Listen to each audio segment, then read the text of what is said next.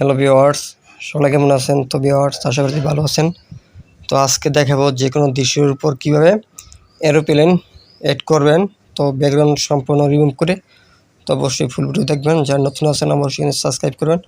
প্রথমে আপনারা একটি দৃশ্য ক্লিক করে নেবেন, ব্যাকগ্রাউন্ডটি নির্দিষ্ট একটি ব্যাকগ্রাউন্ড গুগলে সার্চ করলে পেয়ে যাবেন এরকম ব্যাকগ্রাউন্ড। তারপর এখানে অ্যাড ফটোতে ক্লিক করে দিবেন। তো এরপর আপনারা আপনাদের পছন্দের মতো এরোপ্লেনটিকে সিলেক্ট করে দিবেন, তারপরে অ্যাডটা ক্লিক করে দিবেন।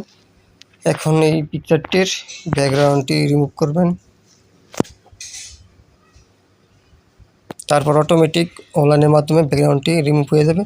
তো ভিউয়ার্স, এখন আপনারা যে কোনো জায়গায় আপনাদের মন মতো এরোপ্লেনটি অ্যাড করতে পারবেন খুব সহজে। তো এরকমভাবে যে কোনো কিছু ব্যাকগ্রাউন্ডে ক্লিকে রিমুভ করে অ্যাড করে নেবেন।